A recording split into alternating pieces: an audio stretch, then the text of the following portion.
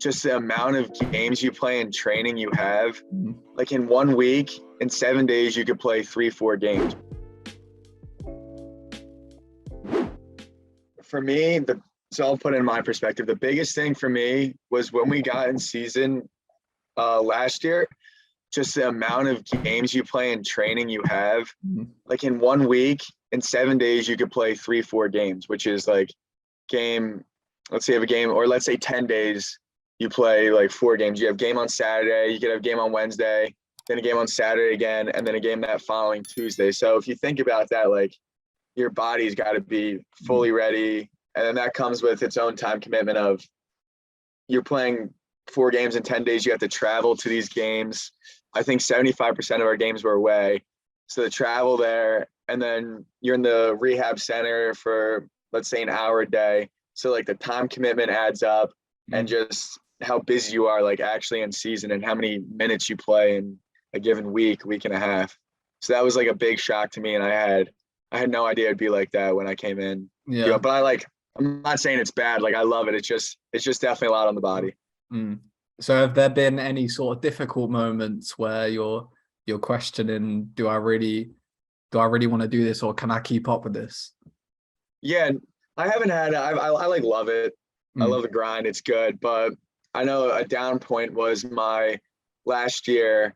I was out for a month, and my second game we were playing Wake Forest, and I went on a slide tackle, and I just messed my foot up, tore a ligament in the bottom of my foot. And I'm sure you're used to playing once a week on the weekend, so you're out for a month, you miss 3-4 games. Yeah, I missed like half my season, so like 8-9 games just from one injury. So that was a bit of a down point, because you're still going to training, you're in the rehab center, you're traveling, you're putting in that much work, but there was like no reward associated with it, which was a bummer, but it makes it better when you're out on the field. So that was the only time that I really that I was like not really loving it, just because when you're injured, it just does suck. But you get that, and I'm sure people listen to get that too. Yeah. So yeah, you mentioned like the sort of how the games are all packed in. The season's quite short. It's 3 months or 4 months. Do you think it'll be better if they spread it out all throughout the year like they do in England, or do you think that having the football focused term allows you to get the uni experience you sort of want in the later terms?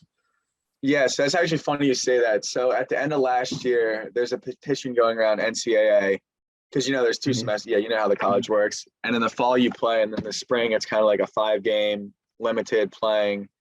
So there's a petition going around. They're taking the fall semester soccer wise and just spreading it out over the full year. And I actually like the in season part, just because for those 2-3 months you can just like lock in, and then do what you have to do. I think last year in season I had 1 A- away from a 4.0. So I was just like locked in, and like it's difficult to lock in for an entire year, especially with like university distractions.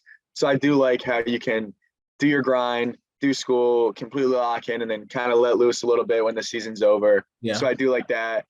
But I do see the other side, how it probably would be better on the body, and games would be more competitive because you have more time to train and stuff like that. So there's goods and bads, but I enjoy the one semester hard, and then medium the other semester, I'd say.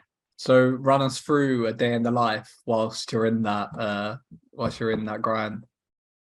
Yeah, so I'll hit you with my busiest day.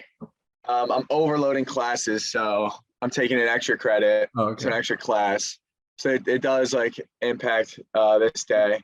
So my Wednesdays get a late start to the day. 11 o'clock I have lift in the morning, and then I'll get some food, obviously breakfast, do some homework before that. But 11 o'clock is the first thing on the schedule. And then 11 to 12, then at 12 I'll eat lunch, 12:30, and then I'll go to my first class at 1:30. That 1:30 class ends at 2:50. Then I hop right into another class at 3 to 4:20, and then practice starts at 4:35, and that goes till about 6:30, 6:25, and then right after practice is done, run back to the shower quick, try and get some food, and go right into my class I have from 7 to 10 p.m.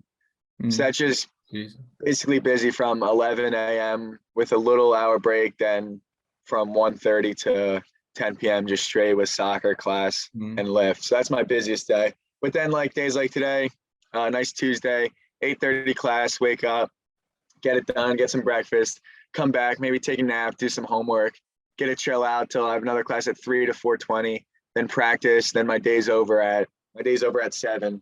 Yeah. So like it's really how you balance your schedule. But Wednesdays stink, but it makes the other days like a little bit easier.